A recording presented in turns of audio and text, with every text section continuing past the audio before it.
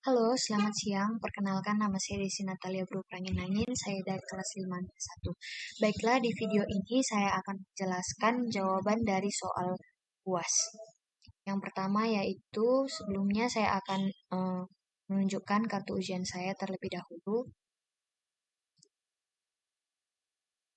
Baiklah, di sini saya akan menjawab pertanyaan nomor 1, di mana di sini kita membuat sebuah proposal penelitian dan menceritakan kelemahan sistem yang lama dan membuat solusi dari kelemahannya serta membuat flowchart dari sistem yang akan kita buat.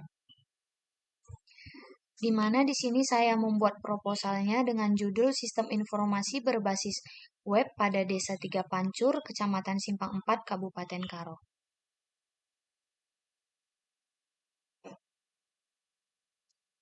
Di mana di sini pada latar belakang masalah ini saya akan menjelaskan sedikit tentang rumusan masalah ataupun masalah yang terdapat pada desa tersebut.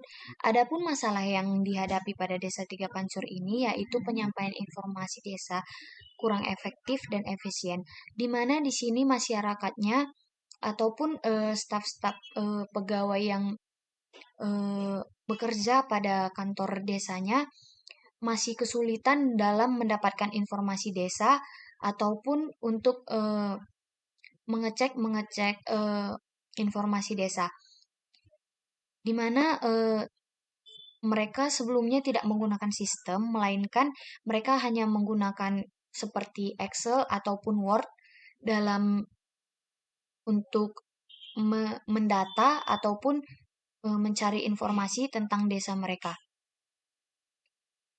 Oleh sebab itu, saya di sini mengambil judul Sistem Informasi Berbasis Web pada Desa Tiga Pancur, Kecamatan Simpang 4, Kabupaten Karo, agar sistem ini dapat membantu mengurangi masalah yang akan dihadapi pada desa tersebut.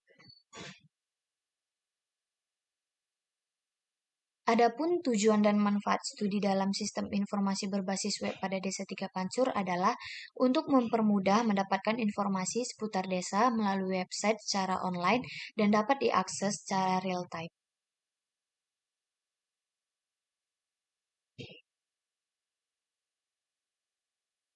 Ini merupakan penampakan dari proposal yang telah saya buat.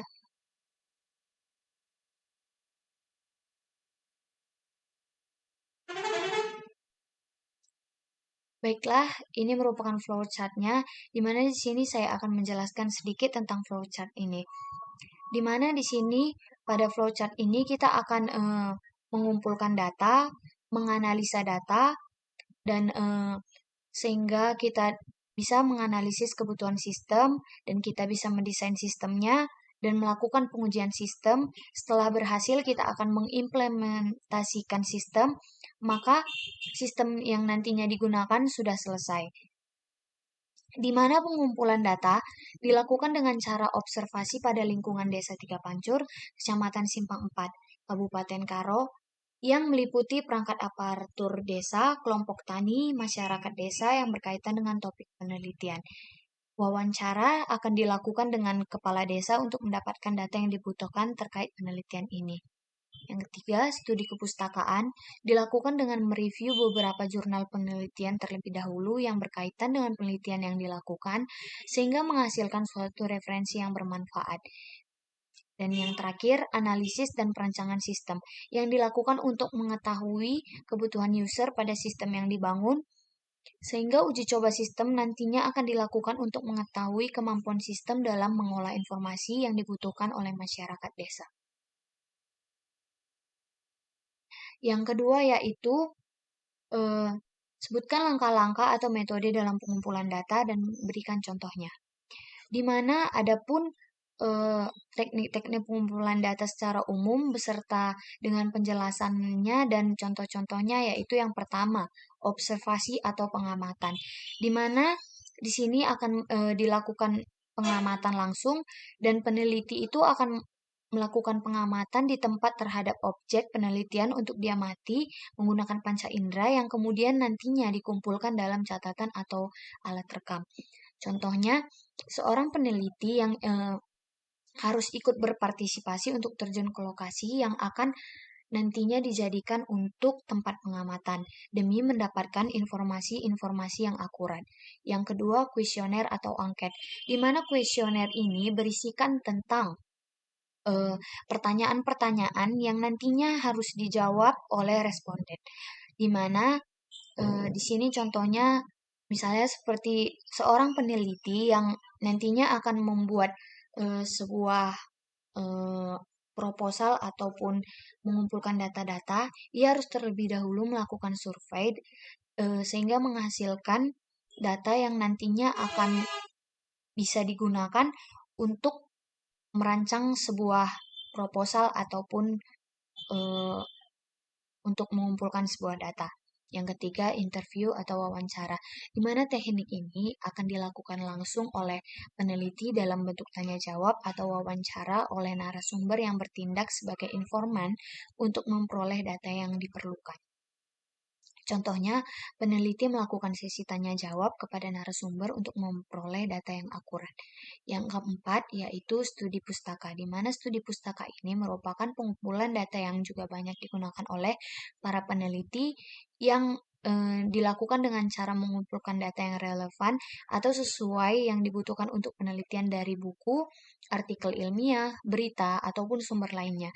Contohnya, eh, dalam sebuah penelitian, kita harus melakukan penelitian, maka dibutuhkan sebuah panduan serta dukungan untuk setiap hasil penelitian yang sudah ada sebelumnya yang akan berkaitan dengan sebuah penelitian yang dilakukan.